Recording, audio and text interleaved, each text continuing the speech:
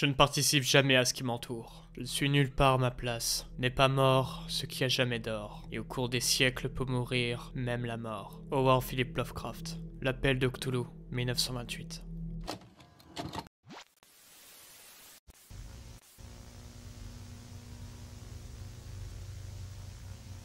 Bonjour à tous. Pour bien commencer cet enregistrement, je vais vous demander d'imaginer l'être divin par excellence.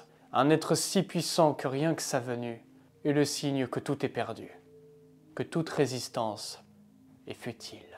Nous avons des dizaines de milliers de théories à son sujet, mais aucune ne peut être probante, car pour les valider, il faut les tester sur le sujet en question. Mais c'est quasiment impossible de s'en approcher sans en subir les conséquences, tant sur le plan physique que mental. Cette créature est si puissante et redoutée par l'ensemble de notre unité que nous avons un service spécialisé rien que sur cette créature, qui vise à surveiller le lieu où il réside dans le but de se préparer au mieux possible à l'apocalypse que ce dernier engendrera. Car oui, avec ce monstre, c'est hélas la seule issue possible. Mais vu que je suis en train de titiller votre curiosité morbide, je pense qu'il est grand temps de plonger dans le grand bain. Il est temps que je vous parle de notre plus grand prédateur. Cthulhu.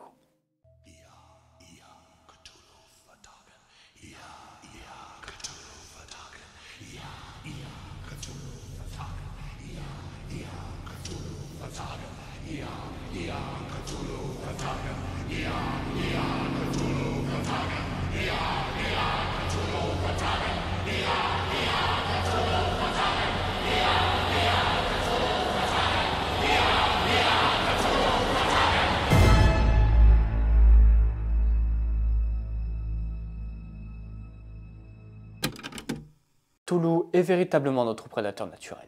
Mais vous allez me dire, oui, mais comme d'autres créatures, la couleur tombée du ciel, et j'en passe. Sauf que comparé aux autres, Cthulhu est impossible à battre. Et c'est pas faute d'avoir essayé quelques hypothèses, quelques théories.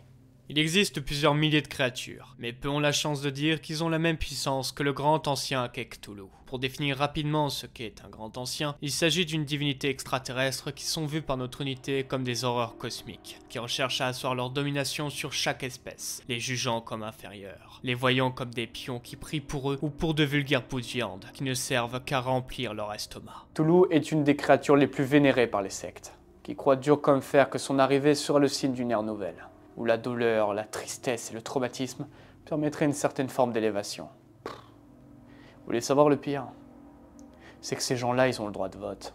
Ces sectes ont beau être stupides, ils n'en restent pas moins nombreux pour autant. On compte plusieurs centaines de milliers de morts à cause des sacrifices humains que font ces derniers, recherchant à libérer le grand ancien de ces chaînes qui retiennent sa venue. Mais une chose qu'ils ne savent pas, c'est que ces sacrifices ne servent strictement à rien. Cela ne libère aucune chaîne, aucune entrave. Ces sacrifices qu'ils font sont juste inutiles. Le pire chez ce genre de créature, c'est qu'elle arrive à faire énormément de morts, juste par son simple nom, et parce qu'elle inspire chez certaines personnes. Maintenant que la créature est introduite, essayons d'en savoir un peu plus grâce au manuel.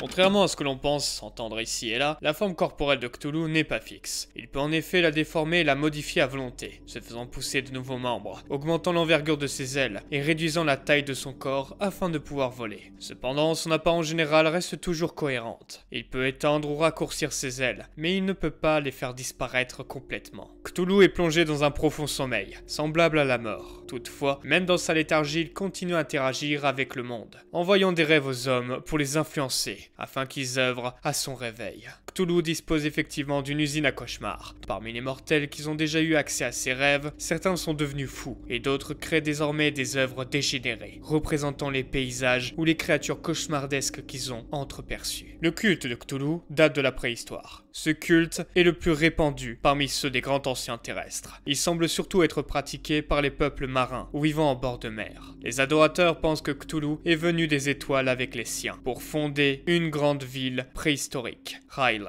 afin de diriger le monde. Lorsque les étoiles ont changé, la ville a sombré sous les flots et ses habitants sont tombés dans un sommeil semblable à la mort. Ils attendent désormais leur réveil. Un jour, les étoiles seront propices. Cthulhu se réveillera et lancera son appel, et ses serviteurs sortiront de l'ombre pour ouvrir la vaste porte noire. Il sera alors libre de semer la mort et la destruction dans notre monde. Ce qui est remarquable avec cette divinité, c'est que même dans un état similaire à la mort, elle arrivera quand même à influencer l'humanité, par le pouvoir du rêve. Cthulhu est un être extrêmement persuasif. Rien qu'avec sa présence, pas besoin de mots. Sa simple forme cauchemardesque suffit à elle-même. Et la personne qui verra tout ça sera directement soit sénile, soit il vouera un culte en son honneur. Appelez ça comme vous voulez, mais c'est une certaine forme de sélection naturelle. Même si le Grand Ancien est au fin fond du Pacifique dans un état semblable à la mort, nous ne cessons jamais de trouver un moyen d'être préparés à sa venue. Mais à part des plans de bunkers élaborés pour rester toute notre vie sous terre à l'abri de ses désirs de destruction, nous n'avons pas mieux en stock. Tout ce que je peux vous expliquer serait le scénario le plus plausible lors de l'arrivée de Cthulhu. Lors de sa sortie de ses entraves, un cri percera les océans. Tous les radars des sous-marins se trouvant près du Pacifique verront un signal si immense qui prendrait toute la taille de leur écran. Aucun militaire à l'intérieur aura le temps d'avertir leur pays respectif, car sa simple vocalise aura rendu fou la totalité des habitants de ces cages d'acier. Lorsqu'il sortira des mers, il partira dans une direction aléatoire. Alors, c'est le premier pays touché qui sera un avant-goût de sa puissance et du sombre destin qu'il nous offrira. Cthulhu sera encore un peu dans les vapes après son long sommeil. Mais après son premier massacre fait dans ce pays, il aura retrouvé sa puissance d'antan. Les autres pays du monde seront alors avertis de l'arrivée du Grand Ancien et mettront en place le protocole Chaos impossible à contrôler, ou le CIC. Ce protocole vise à mettre les puissants de ce monde sous terre, à plus de 400 mètres de profondeur. Pendant que les riches paniqueront dans une grande salle sécurisée, les moins fortunés, eux, verront arriver depuis les cieux leur destin, qui sera bien pire que la mort. Cthulhu n'est pas un prédateur ordinaire, il est le sadisme incarné. Il adore torturer toutes les espèces qu'il juge inférieures à lui. Les humains connaîtront alors un sort bien pire que la mort. Le Grand Ancien réduira notre logique terrienne dans ses limites à la compréhension. Il nous transformera en des amalgames de chair difforme, créant une nouvelle forme d'espèce où sa propre souffrance est sa seule raison d'être. Chaque pas qu'elle fera sera une douleur si vive, si intense, qu'on entendra ses cris d'agonie partout où il ira. Et pour le peu de survivants qu'il reste, disons que la folie et le suicide sont les deux seules issues possibles. Personne n'est prêt à rencontrer un être pareil. Personne.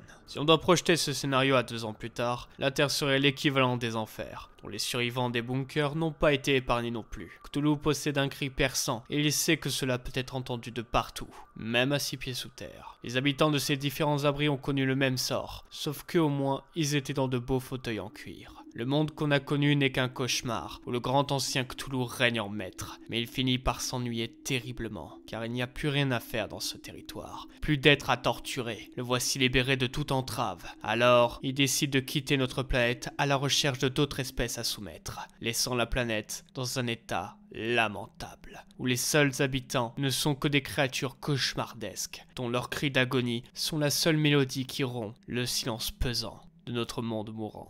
Cthulhu est l'être le plus puissant par excellence. Et le pire, c'est qu'il y a d'autres grands anciens comme lui. Certes, moins puissants, mais qui peuvent quand même faire de lourds dégâts. Cthulhu est une créature impossible à tuer. Sauf si, bien sûr, quelques grands anciens nous prêtaient main forte. Sauf que c'est impossible de dialoguer avec eux. Nous ne connaissons ni leur dialecte, et nous ne savons même pas déchiffrer leur écriture. Et le pire, c'est que le peu d'humains qui ont écrit cette langue bizarre sur des murs ou n'importe où ailleurs ne l'ont même pas fait en leur âme et conscience. Il y a donc zéro possibilité d'entamer un dialogue avec eux. Tout ce que nous devons faire, c'est faire comme si ce scénario n'arriverait jamais. Parce que sinon, on n'arriverait jamais à profiter de la vie.